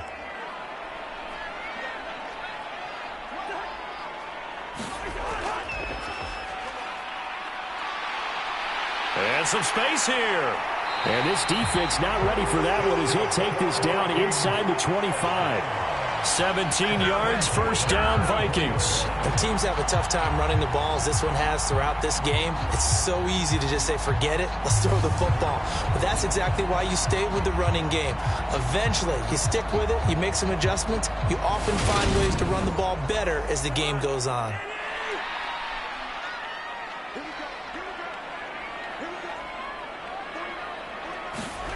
A first down throw for Cousins. And he's brought down inside the 20 at the 18-yard line. They like going to him in the slot. He catches another one. I think this comes under the heading of, until they stop him, why not go back to it? He has something going really well. Great working relationship with the guy throwing the ball, and they keep making the connection. And he can't get rid of it. He's taken down. Yannick Ngakoue. What a play by him. That's going to go as a loss of 13. All about the offense so far this drive, putting something sustained together. But the defense, they responded on that play. 2nd and manageable became 3rd and long. The drive marching to the end zone is one play from stalling out.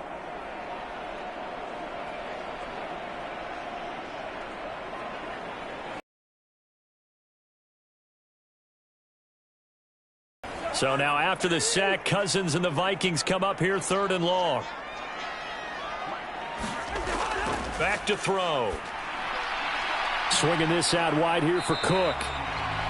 And he'll get this to the 23, but that'll be well short of what he needed. That'll bring up 4th down. They wind up getting 8 yards, but they needed more than that. Brandon, it certainly looked like they had that play defended well, but it still almost worked. Got it to the running back. He wound up getting really good yardage out of it, but it was 3rd and long, and they were able to rally and stop it before you could get to the marker.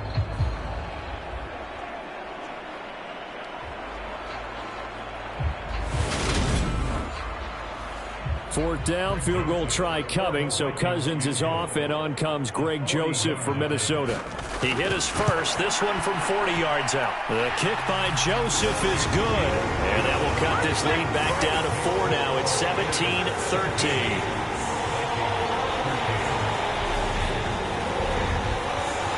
Well, a close game like this, obviously you want the touchdown, but certainly they will take the 3. And they'll be okay with that, but let's throw a little credit to the defense as well. I'm just glad this doesn't come down to a debate, right? Which side won, partner? Because the defense, hey, we didn't give up a touchdown. The offense, hey, we put 3 on the board. Either way you look at it, I think both sides gained something out of that drive. Onto the field now come the Bears. Last time out, they had that long 50-plus yard field goal that they missed. And I'm sure on their sideline they're thinking to themselves, okay, do we still want to try one if we're in that position again? And I would dare say that the answer would be yes. They're going to have a lot of confidence in their kicker. But just to be on the safe side, I'm sure they told their offensive guys, can we get a little bit closer this time? Closer. Yeah, well, you know, I'd rather get in the end zone first and foremost. But if all else fails, less of a field goal attempt for him. And down right around the 32-yard line, 4 yards on the pickup. And they'll run the option on 3rd and short yardage. And he went backwards. He'll be down at the 30. 4th down now after a loss of 2. Well, he's had success running the football in this one. Yeah, that's undeniable. But that time, the defense was on to it. And, partner, I think the more you see a play like this, the more they're able to diagnose it quicker and easier for them to defend it. I think you have to dress it up a little bit and show maybe some different formations and looks. Here's Brett Kern now as he's on to punt for Chicago.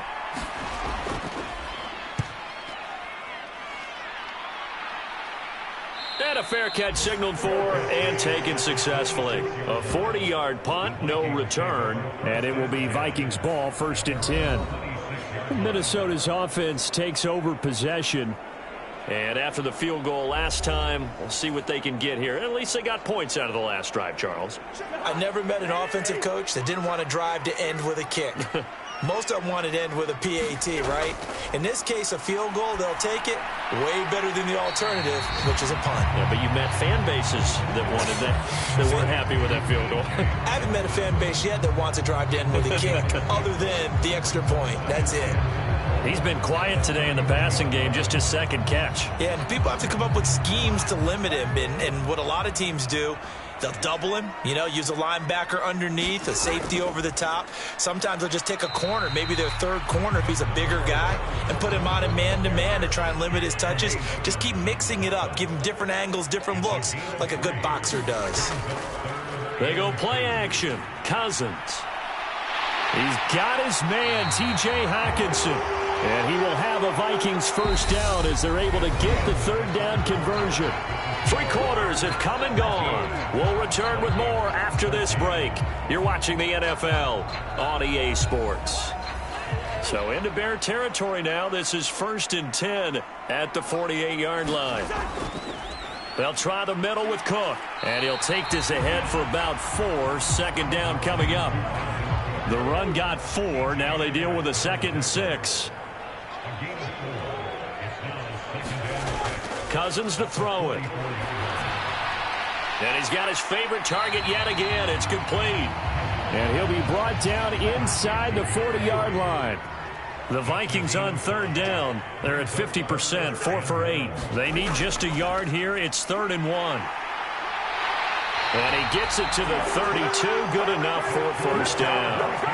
It's a 7-yard gain there, and it's good enough to move the chains.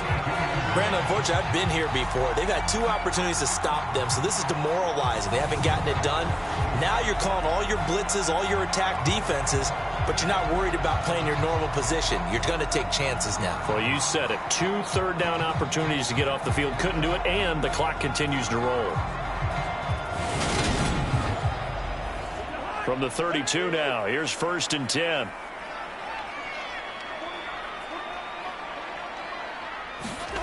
Cousins. Throw left side complete. That's Osborne. And he'll be taken down at about the 22-yard line.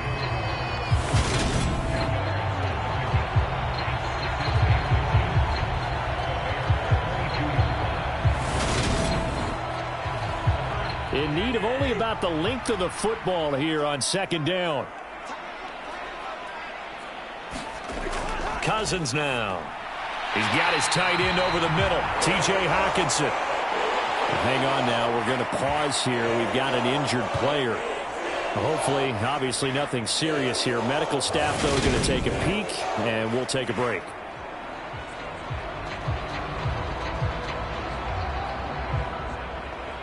So from inside the 20, here's 1st and 10 at the 18. From the red zone now, they'll look to throw.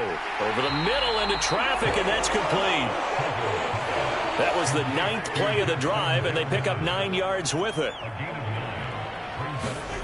Play fake. Cousins.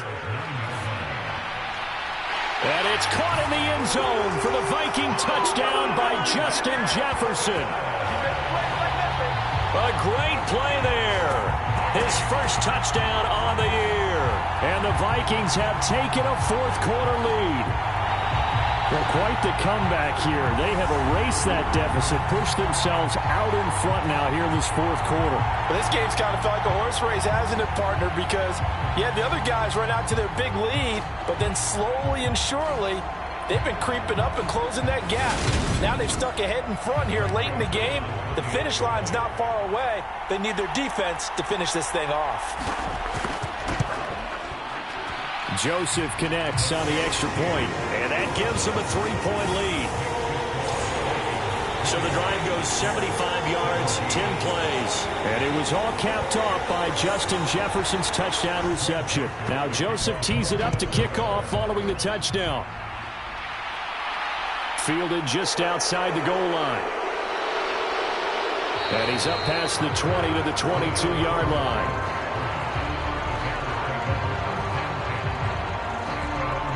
Here's the Chicago offense coming back out onto the field.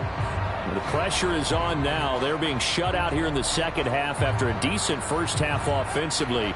And they need their best drive of the game right here.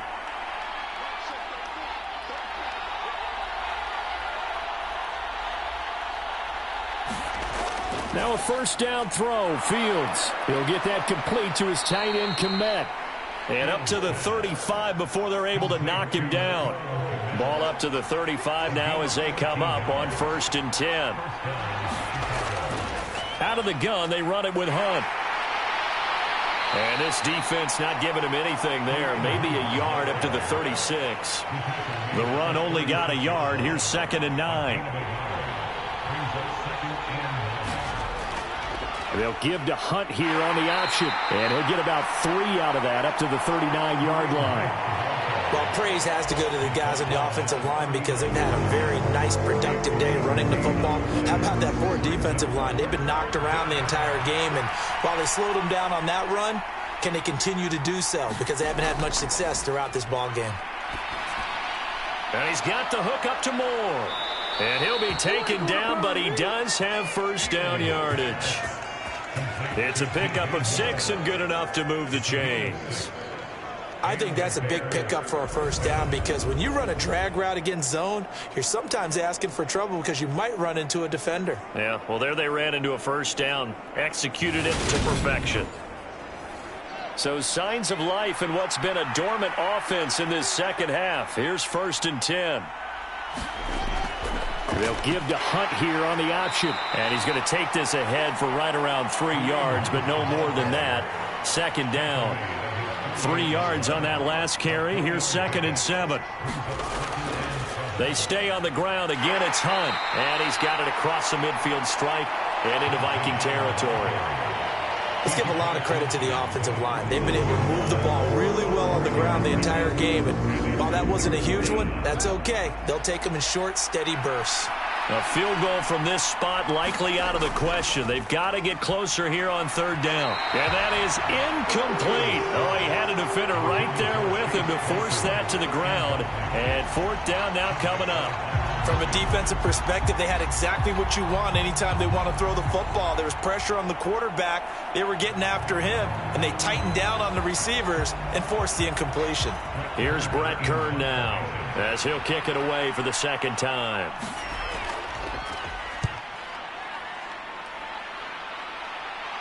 And this will be out of bounds at the what here? The 12-yard line. And out now come the Vikings. Their defense got the stop, forced the punt, and now you really start to monitor the clock as they nurse this slim lead. Cousins and the Vikings with a 1st and 10 at their own 12-yard line. They'll come out throwing here to start the drive. Oh, there's that man again. It's complete. Brought down around the 16 or 17. Had a nice move, but couldn't free much space. From the 16, Cousins. And he takes a shot on the release as this will be incomplete. So after the second down incompletion, they'll come up now against a 3rd and 6. A 10th carry in the game for Cook.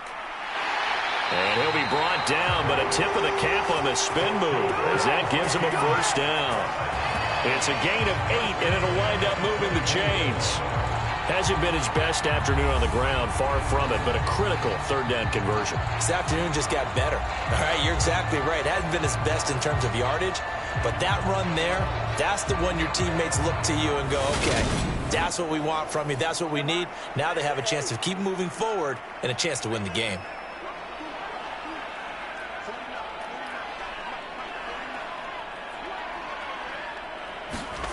On 1st and 10, Cousins. Quickly to Hawkinson. And he'll get this up. 1st and 10. Working out of the gun, Cousins. Going back to the same well, it's Hawkinson again. So give him 2 yards there on the completion, and it'll be 2nd down. Oh, it's time to give a little credit there to the defense. They played that very well because it was a drag route, and he ran a little shallower than normal as he worked straight across the field. He was hoping he'd get lost behind the defensive line, but once he made the catch, nowhere to turn upfield and gain any yardage. To throw again on 2nd down, Cousins. He'll dump this off to Cook, and he'll be out of bounds after getting this one across the 40. As big of a play as we've had in this one so far. This is 3rd and 3. Throwing, Cousins. Escaping, and he can't find a receiver, and he's brought down. They dial up the corner blitz that time, and it delivers to the tune of a 9-yard loss. Well, it's been a little bit of feast or famine because he's thrown for decent yardage, and obviously they've got the lead, Charles, but now he's been sacked 4 times. And what I'm focusing on is his toughness in the pocket. Because you mentioned the feast or famine part, he's played well in between being dumped on his back. But every time he's had a chance to throw the football, he's been impressive. And on 4th down, on is the punt team sending this one away.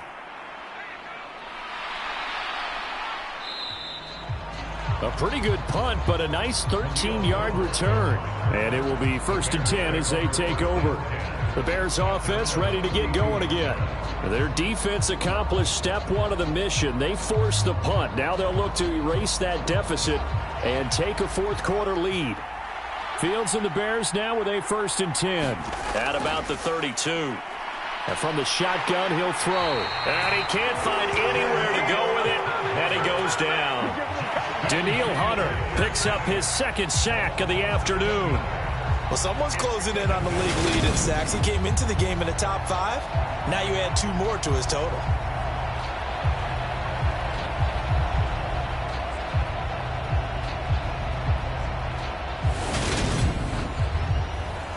Now following the sack, they'll look to make amends on a 2nd down and 17. A shotgun snap, Fields. Quick slant finding Claypool. They get 14 back, but it leads now to a 3rd down. And that was yardage that they needed there after the sack on 1st down. They didn't get all of it back, but now they look at 3rd down as a manageable situation, one that they have a much better chance of picking up. Fields on 3rd down. And this will be caught by Mooney. 3 points separating these two sides with 2 minutes left to go in the 4th. So the Bears with the football here as we welcome you back. And they've got a 4th down now in a game that, to be honest, has been pretty much everything we could have asked for. Now they go for it on 4th, but this one is going to wind up incomplete. They had to go for it with such little time remaining. And the Vikings, they have the football now in excellent field position. Well, their first 4th down attempt earlier was successful. This one backfires for a turnover on downs. I like their aggressiveness. I like what they're doing. They got it the first time they went for it. Why not a second time? I don't think they'll be daunted from attempting it again. If you're on the defensive side of the ball, though, any 4th down stop is a big momentum play. Cook on the first down carry there as he works his way forward for a gain of about 4. And whistles, and we're going to have another stoppage of play as they call the timeout on defense with 1:53 left. How about this? They'll try the option, left side. Now the Bears going to use the second of their timeouts as they'll head to the sideline and talk over what to do next. The Bears bring out an extra defender in the secondary now for third down. Cousins to throw. Open man is Osborne. He's got it. And he will have a Vikings first down as they're able to get the third down conversion.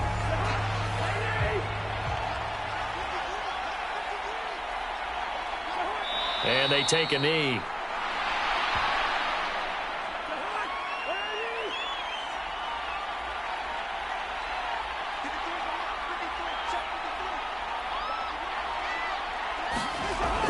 On second down, Cook. And he'll get it down this time to the 17.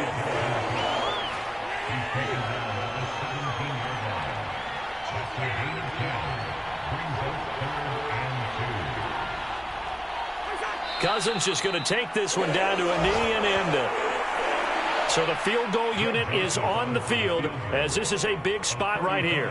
This to swell the lead to 6. Well, that second half, Charles, a little bit different from the first. Not only did we have the lead change after intermission, but they were able to pitch the shutout in the second half and get an impressive victory. And what's the old expression? That's not quite how I saw it playing out in my head. You know they didn't expect this at all. As you mentioned, went into